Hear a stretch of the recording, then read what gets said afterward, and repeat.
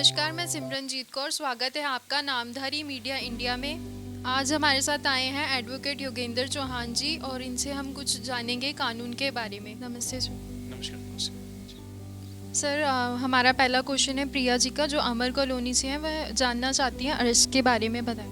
देखिए, police officers के पास power होती है, अगर किसी व्यक्ति ने कॉग्निजेबल ऑफेंस किया है तो उसको अरेस्ट कर सकते हैं, या हमें एप्रीहेंशन है कि भी वो व्यक्ति कोई और फर्दर क्राइम कमिट कर सकता है तो उसको अरेस्ट किया जा सकता है। और इवन कोई भी व्यक्ति भी चाहे तो उसको अरेस्ट कर सकता है। मान लीजिए आप कहीं जा रहे हैं और किसी व्यक्ति ने चोरी करके भाग रहा है, तो जिसने देख लिया भाई चोरी करके भाग रहा है तो उसको पकड़ सकता है, उसको वो अरेस्ट कर सकता है।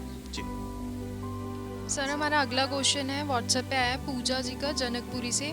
वह जानना चाहते हैं कि क्या कोई पुलिस ऑफिसर अरेस्ट कर सकता है बेलेबल ऑफेंस में। देखिए, बहुत अच्छा प्रश्न किया है। फॉर एग्जांपल मैं ले लेता हूँ, जैसे हम चेक बाउंसिंग के केस देखते हैं। चेक बाउंसिंग में ये बेलेबल ऑफेंस होता है, लेकिन अगर जो कोई व्यक्ति एक्यूज पर्सन है वो कोर्ट में ही नहीं जाता है तो कोर्ट क्या करेगा? उसमें कोर्ट उसको BW वारंट इशू करता है, जिसे हम बेलेबल वारंट कहते हैं। तो उसमें पुलिस ऑफिसर के पास पावर होती है उसको अरेस्ट करके प्रोड्यूस करना कोर्ट के अंदर। और वैसे ही अगर जो वो नहीं आता, BW में भी नहीं आता, तो फिर कोर्ट NBW इशू कर सकती है। वो सेम प्रोसेस है, उसमें भी पुलिस के पास पावर होती है, उस एक्यूज को अरेस्ट करके कोर्ट में प्रोड्यूस किया जा सकता है। सर, हमारा नेक्स्ट क्वेश्चन है बेल कैसे मिलती है अगर कोई अरेस्ट हो जाए। देखिए, बेल दो तरह से होती है। एक तो बेलेबल ऑफेंस होते हैं, एक नॉन बेलेबल ऑफेंस होते हैं। बेलेबल ऑफेंस में एक्यूज का राइट होता है बेल लेना, लेकिन जो नॉन बेलेबल ऑफेंस होते हैं उसमें एक्यूज का राइट नहीं होता। उसमें कोर्ट कंसीडर करता है कि उसके खिलाफ सेक्शंस क्या लगे हैं, चार्ज क्या है, क्या क्या ऑफेंस है। उस सारी सर्कमस्टांसिस को देखते ही कोर्ट डिसाइड करता है कि क्या भी इस व्यक्ति को बेल देनी चाहिए या नहीं देनी चाहिए। जैसे एक छोटा सा ऑफेंस ले लीजिए कि किसी ने एक चोरी करी है। चोरी करने के बाद ज़्यादातर देखा जाता है चार्जशीट फाइल हो जाती है 15-20 दिन या हम महीने के अंदर, तो उसमें एक्यूज को बेल दे दी जाती है। लेकिन वैसे ही अगर जो कोई मर्डर कर देता है तो मर्डर में तो इजीली बेल नहीं होती है ना, तो डिपेंड करता है कि भी उसने ऑफेंस क्या किया है। जी सर, हमारा नेक्स्ट क्वेश्चन है राहुल जी का, जो कि सरिता विहार से हैं। वो जानना चाहते हैं कि चार्जशीट क्या होती है। चार्जशीट बेसिकली क्या होता है? जैसे कोई ऑफेंस होता है, मान लीजिए किसी ने कोई भी क्राइम कमिट किया, चार्जशीट चाहे वो छोटा सा ऑफेंस हो या कोई बड़ा ऑफेंस हो, उसमें दोनों में चार्जशीट फाइल करनी पड़ती है। पहले कोई ऑफेंस होता है, उसमें क्या होता है, हम FIR लॉन्च करते हैं। जैसे कोई कंप्लेनेंट है वो अपनी FIR लॉन्च करेगा, और FIR में जो भी कंटेंट्स होते हैं कि भी किसने उस क्राइम को होते हुए देखा, तो पुलिस क्या करती है, उस पर इन्वेस्टिगेशन करती है और सारे एविडेंस कलेक्ट करती है, उसमें सबकी गवाही ली जाती है। और जितना भी पूरी इन्फॉर्मेशन, जैसे हम कहते हैं एक पुलिस रिपोर्ट कहा जाता है बेसिकली चार्जशीट को, वो पुलिस रिपोर्ट तैयार की जाती है और वो जो पुलिस रिपोर्ट है वो ऑनेबल कोर्ट में सबमिट की जाती है। फिर पूरा जो ट्रायल है वो शुरू होता है उसके बेसिस पे, क्योंकि FIR तो एक मान लीजिए एक छोटा सा पार्ट है, लेकिन चार्जशीट में सारे कंटेंट्स आ जाते हैं, सारी इन्फॉर्मेशन आ जाती है, सारी गवाहियाँ आ जाती हैं। जो प्रोसिक्यूशन के विटनेस होते हैं उनकी गवाही भी होती है, जो बयान लिए जाते हैं, पुलिस जो बयान लेती है 161 के तहत, वो सब बयान भी उसमें होते हैं। तो फिर उसमें कोर्ट में आके ये साबित करना पड़ता है कि जो पुलिस ने चार्जशीट फाइल करी है वो एक्चुअली वो क्राइम से रिलेटेड है या नहीं। मेरा कहने का मतलब ये है कि भी एक्चुअल ये क्राइम जो पुलिस ने केस बनाया है क्या वो सही है या झूठा है। वो फिर डिफेंस काउंसिल उस चार्जशीट के बेसिस पे ये प्रूफ कर देगा कि भी ये जो क्राइम हुआ है ये एक्चुअल हुआ भी है या नहीं।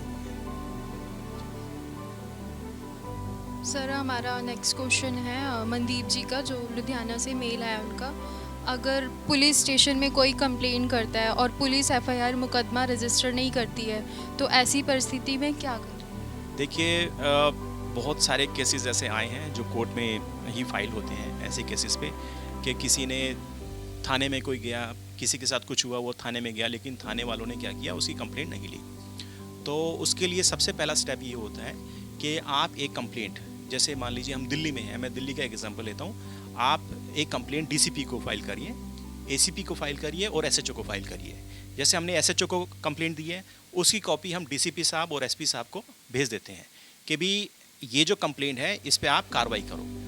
अगर वो तो भी नहीं होती है, फिर उसके बाद आप क्या कर सकते हैं, आप कोर्ट में जा सकते हैं। उसको हम 156(3) CRPC रीड विद सेक्शन 200 के तहत ये जो कंप्लेंट है ये हम ऑनेबल कोर्ट में सबमिट कर देते हैं मजिस्ट्रेट के सामने।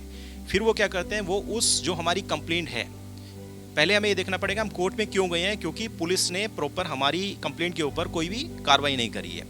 फिर हम मजिस्ट्रेट के पास गए हैं, मजिस्ट्रेट फिर हमारी जो कंप्लेंट है उसके बेसिस पे आयोग को डायरेक्शन देगा कि भाई ये जो कंप्लेंट है आपने इस पे अब तक क्या कार्रवाई करी मुझे बताइए। और फिर फर्दर अगर जो कोर्ट को लगता है कि भी कोई ऐसा हीनियस क्राइम हुआ है जिसमें एफआईआर मस्ट है, तो वो डायरेक्शन दे देते हैं इस पे एफआईआर करो। और अगर जो उन्हें लगता है कि भी इसमें एफआईआर की ज़रूरत नहीं है, केवल जो विटनेस है, जो कंप्लेनेंट विटनेस है, उन्हीं की एविडेंस सफिशिएंट है, तो फिर वो सेक्शन 200 के तहत आगे की प्रोसीडिंग्स की जाती है। सर हमारा नेक्स्ट क्वेश्चन है, उनका मेल आया है नवनीत साकेत से। वह जानना चाहते हैं कि अरेस्ट के बाद अक्यूज्ड के क्या क्या अधिकार हैं। देखिए, एक्यूज़ जैसे ही अरेस्ट किया जाता है तो उसके कुछ कॉन्स्टिट्यूशन और जो सीआरपीसी में हमारे जो प्रोविज़न है उसके तहत राइट दिए गए हैं। जैसे ही एक्यूज़ अरेस्ट होता है तो पहले तो उसको ये बताया जाएगा भैया किस ग्राउंड पे आपको अरेस्ट किया गया है, किस ऑफेंस में अरेस्ट किया गया है। ऐसे नहीं है कि भी हमने रैंडमली किसी को बाहर से पकड़ लिया और थाने में बैठा लिया और उसको बैठा के रखा और उसको बताया नहीं भी किस ऑफेंस में हमने आपको अरेस्ट किया है। तो उसको पता होना चाहिए कि किस ऑफेंस, कौन सा ऑफेंस उसने किया है और क्यों उसको अरेस्ट किया गया है। दूसरा ये होता है कि भी जो नज़दीकी मजिस्ट्रेट होते हैं 24 घंटे के अंदर उनको जो एक्यूज जो अरेस्ट है उसको वहाँ प्रोड्यूस करना पड़ता है। तीसरा ये होता है कि भी हमें उसका मेडिकल करवाना होता है। जो भी अरेस्ट है एक तो मजिस्ट्रेट के पास ले जाएंगे और उससे पहले मेडिकल भी करवाएंगे। फिर उसके बाद क्या है कि भी वो चाहे अपने ही पसंदीदा कोई भी लॉयर है या कोई कानूनी सलाह लेना चाहता है, किसी भी लॉयर से बात करना चाहता है, उनसे बात कर सकता है, अपने रिश्तेदारों से भी बात कर सकता है और रिश्तेदारों को इन्फॉर्म भी किया जाता है कि भी हमने ऐसे ऐसे व्यक्ति को अरेस्ट किया हुआ है इस केस में और वो इस थाने में है। और फिर फर्दर मान लीजिए कोई गरीब है, वो अपना केस डिफेंड नहीं कर सकता, ठीक है, वो लॉयर इंगेज नहीं कर सकता due to some other factors, तो उसके बेसिस पे जो हमारा कॉन्स्टिट्यूशन है वो राइट देता है कि भी उसको free of cost legal aid provide की जाए। सर हमारा अगला क्वेश्चन है व्हाट्सएप पे आया है संदीप जी का कैलाश कॉलोनी से। वह जानना चाहते हैं कि अगर चेक बाउंस हो जाए तो कैसे केस फाइल होता है। देखिए, आजकल तो चेक बाउंसिंग के आपको पता ही है काफ़ी सालों से काफ़ी बहुत ज़्यादा लिटिगेशंस पेंडिंग है कोर्ट्स के अंदर। और क्या होता है कि भी जब किसी ने किसी को चेक दिया तो ये उसकी लायबिलिटी हो गई है कि भी मैं मान लीजिए मैंने आपको एक चेक दिया तो मेरी लायबिलिटी है वो क्लियर हो जाएगा। वो एक बात का डिस्प्यूट है वो चेक मैंने किस ग्राउंड पे दिया। अगर जो चेक बाउंस हो जाता है, जिस दिन चेक बाउंस हुआ उसके 30 डेज़ के अंदर अंदर आपको एक लीगल नोटिस सर्व करना पड़ता है जिसने आपको चेक दिया है। आपको उसमें सब मेंशन करना पड़ेगा कि भी आपने ऐसे से चेक दिया, क्यों चेक दिया, कितने अमाउंट का चेक दिया और वो बाउंस हो गया है। और फिर आप उसको बताते हैं कि भी ये जो चेक अमाउंट है वो आप मेरे को 15 दिन के अंदर वापस करिए जो चेक अमाउंट है। अगर वो विदिन 15 डेज़ भी चेक अमाउंट वापस नहीं करता है, उसके बाद जो 15 डेज़ लैप्स हो जाते हैं उसके 30 डेज़ के अंदर अंदर आपको CMM के साथ पास में कंप्लेंट फाइल करनी पड़ती है 138 के तहत। और उसमें आपको सारे जो भी चेक बाउंस हुआ है, जो आपकी बैंक रिसिप्ट है, जो लीगल नोटिस है और जो पोस्टल रिसिप्ट है जो आप पोस्ट करते हैं, वो सारे एविडेंस बनते हैं। आप ये बताएंगे कोर्ट में कि भी इस व्यक्ति ने हमें ऐसे ऐसे चेक दिया है और उसकी ये लायबिलिटीज़ है और नोटिस हमने सर्व किया है ऑन टाइम और उसने पेमेंट नहीं दी है या पेमेंट देने से मना कर दिया है, जो आपका रिप्लाई अगर जो आता है तो नोटिस का, फिर बाद में आप वो कोर्ट में केस फाइल कर सकते हैं। फिर कोर्ट क्या करती है, उसको समन करती है। समन करके उससे पूछेगी कि भाई इसमें आप क्या डिफेंस लेना चाहते हैं, ये चेक आपने दिया या नहीं दिया। तो अलग अलग तरह के डिफेंस लिए जाते हैं कि भाई मैंने चेक दिया है लेकिन मेरे पास पेमेंट नहीं थी, या ये मेरा एक सिक्योरिटी चेक था इसने मिसयूज़ किया है, इस तरीके से। सर हमारा मेल आया है, नेक्स्ट क्वेश्चन है रोहित जी का जो कालका जी से हैं। वह जानना चाहते हैं क्या कोई चेक बाउंसिंग के केस में अरेस्ट हो सकता है। जी बिल्कुल, क्यों नहीं हो सकता। मान लीजिए चेक बाउंसिंग के केस में कोर्ट ने समन किया है किसी व्यक्ति को और वो अगर जो कोर्ट में नहीं आता है तो कोर्ट, जैसे मैंने अभी पहले भी बताया है कि कोर्ट पहले बेलेबल वारंट इशू करती है। बेलेबल वारंट में क्या है कि भी वो आएगा और कोर्ट से बेल ले लेगा, ठीक है। अगर वो तो भी नहीं आता तो नॉन बेलेबल होता है। नॉन बेलेबल में ये कोर्ट के ऊपर है कि भी उसको रिलीज करे या नहीं करे, तो बिल्कुल किया जा सकता है। सर हमारा नेक्स्ट है अमन जी का जो कि प्रीत विहार से हैं।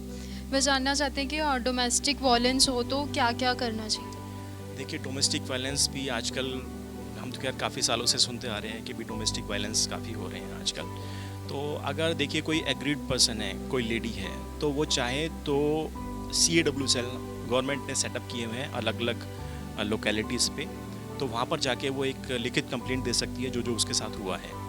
तो अगर उसकी कंप्लेंट पे भी कोई अगर जो पुलिस कोई एक्शन नहीं लेती है, तो जैसे मैंने इनिशियली आपको मेंशन किया है कि आप कोर्ट में जाके फर्दर एक कंप्लेंट फाइल कर सकते हैं कि मैंने ऐसे ऐसे कंप्लेंट करी है लेकिन अभी तक पुलिस ने कोई कार्रवाई नहीं करी है। तो एक वो चीज़ होगी।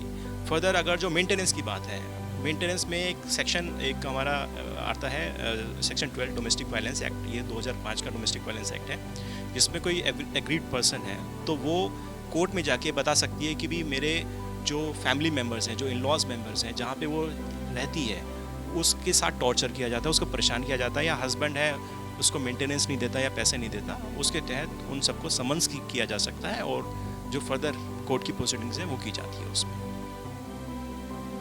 सर हमारा नेक्स्ट क्वेश्चन है, मेल आया नवनीत जी का रजौरी से। वो जानना चाहते हैं कि अगर डॉयरी की मांग की जाए तो क्या करना चाहिए। देखिए डॉवरी की मांग की जाए तो जैसे मैंने आपको अभी आपके पिछले क्वेश्चंस में आंसर किया है कि जो गवर्नमेंट ने CAW सेटअप किए हुए हैं, crime against women cell setup किए हैं, उनका मेन मकसद बेसिकली यही है कि अगर जो कोई भी क्राइम होता है वुमेन के अगेंस्ट, तो वहाँ पर जाके आप अपनी कंप्लेंट कर सकते हैं। तो वैसे ही आप कंप्लेंट फाइल करिए वहाँ पे कि भाई ये लोग हैं मुझसे डॉरी की डिमांड कर रहे हैं, तो जो भी हैं वहाँ पे ऑफिशियल्स होंगे वो डेफिनेटली समन्स करेंगे उन एक्यूज पर्सनस को। जी सर हमारा नेक्स्ट क्वेश्चन है प्रेम प्रकाश जी का बलिया से, जो कि जानना चाहते हैं उनकी जो मदर हैं वो ओल्ड एज हैं, तो उनके बेटे उनको खर्चा वर्चा नहीं देते, तो इसमें क्या कर सकते हैं। देखिए वो भी चाहे को उसमें मेंटेनेंस क्लेम कर सकते हैं, सेक्शन 125 होता है CRPC का, उसके तहत वो अपने बेटे से मेंटेनेंस क्लेम कर सकते हैं। जी थैंक यू। सर मेरा नेक्स्ट क्वेश्चन है कि अगर किसी के पास ड्राइविंग लाइसेंस और RC फ़ोन में है तो वो वैसे दिखा सकते हैं या मतलब ओरिजिनली दिखाना पड़ेगा। अगर जो आपके पास ड्राइविंग लाइसेंस मान लीजिए फिजिकली नहीं है तो आप फ़ोन में दिखा सकते हैं, उसमें कोई इशू नहीं है। इवन मैं आपको एक चीज़ और बता देता हूँ, इसमें ऐड करना चाहूँगा कि कई बार हमने देखा हम जा रहे हैं और पुलिस वाले चाबी निकाल लेते हैं, वो भी गलत है, वो भी नहीं निकाल सकते हम, क्योंकि कहीं पे भी ऐसा प्रोविज़न नहीं है। देखिए हमारा जो लॉ है वो हमारा जो लॉ लगता है, जो हमारा जो सिस्टम है, जो हमारा लॉ लिखा हुआ है, जो या जजमेंट्स आई हैं उसके बेसिस पे चलता है। तो ऐसा तो कहीं पे भी नहीं है कि भी पुलिस वालों ने चाबी निकाल लिया है, कहीं लिखा हुआ है कि आप मतलब इसको इम्पाउंड कर सकते हैं, तो इम्पाउंड कर सकते हैं। अगर मान लीजिए मैं ही चला रहा हूँ और मैंने कहा कि जी मैं आपको ना तो RC दिखाता हूँ ना लाइसेंस दिखाता हूँ, उस केस में वो कर सकते हैं, क्योंकि इसकी श्योरिटी नहीं है ना वो गाड़ी किसकी है। अगर जो उन्हें डाउट है कि भी हो सकता है कि ये व्यक्ति जो गाड़ी चला रहा हो सकता है चोरी की भी हो सकती है, तो उसमें उनके पास अधिकार है। लेकिन अगर जो आप एक अच्छे सिटीजन हैं और आप उसको कोऑपरेट कर रहे हैं, वो आपसे लाइसेंस मांग रहा है और आप लाइसेंस दिखा भी रहे हैं, अपने सारे डॉक्यूमेंट्स दिखा रहे हैं, तो उस केस में चाबी नहीं निकालनी चाहिए। Thank you.